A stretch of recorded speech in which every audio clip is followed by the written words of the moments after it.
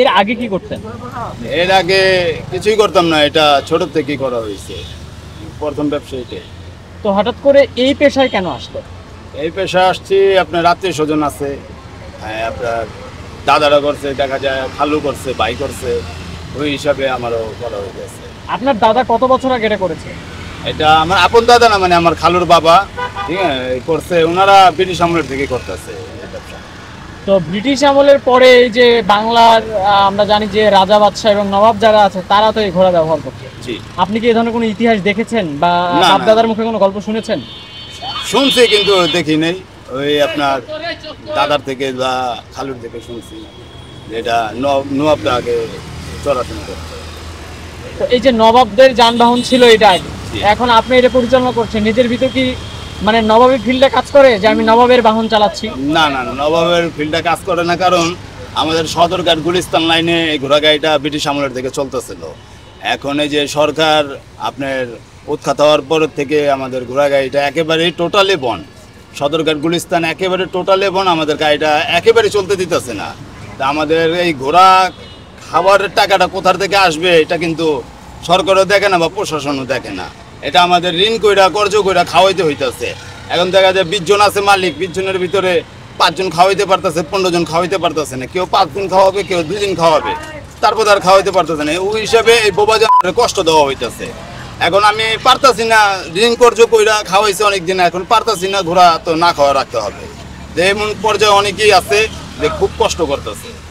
আচ্ছা, প্রতিদিন কেমন যাত্রী ওঠে আপনাদের এখানে? আমাদের প্রতিদিন আপনার সদরঘাট গুলিস্তানে ওইটা হলো আমাদের একটা রোড। আর এই জায়গায় আসি আমরা ঈদের বাজারে, দেখা যায় একটু 2-3 দিন আমরা চালাই। এই ঈদের সময়টাতে কেমন ইনকাম হয় প্রতিদিন? ঈদের ইনকামে হয় 5,000, 6,000 বা 7,000ও হয়, 10,000ও হয়, লোকজন হইলেও হয়। অন্য খরচ কেমন ঘোরার? ঘোড়ার খরচও আপনার অ্যাভারেজে দৈনিক 800 টাকা আছে। এটা আপনার গাড়ি চলুক চাই না চলুক। আচ্ছা, এমনিতে বছরের অন্য অন্য সময় কেমন টাকা দৈনিক ইনকাম হয়? এরমই আপনার যে কোনো একটা অনুষ্ঠানের দিনে সর্বোচ্চ 10,000 টাকা কাজ হয়। আর এমনি আমরা তো বিয়ার সাথীর কাজ মারি, আমাদের মেন ব্যবসাটাই বিয়ার সাথী। আচ্ছা, ওটাতে- এইটা দিয়ে কি আপনার পরিবার চলছে? হ্যাঁ হ্যাঁ, আল্লাহর রহমতে এটা দিয়ে চলতেছে। কতজনের সদস্য পরিবারে?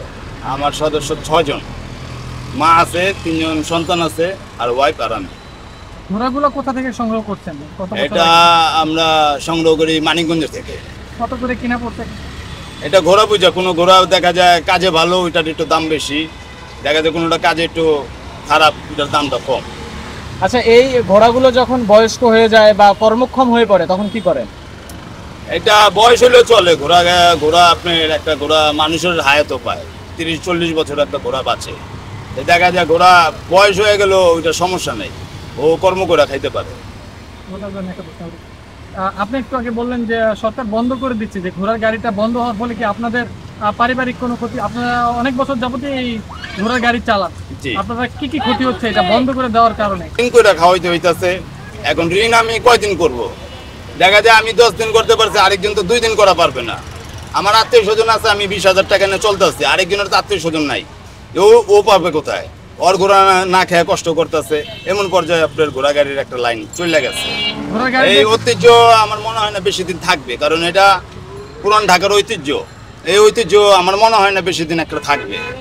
আপনার যদি মানুষ খাওয়াইতে না পারে এই জিনিস, তো আপনার বাঁচবে না। এটা তো আর আপনার পয়লা থাকলে তেল লাগলে না, এটা পয়লা থাকলেও খাবার লাগবে। আর খাবারটা আসে কোথার থেকে? দৈনিক 800 টাকা কে দেবে?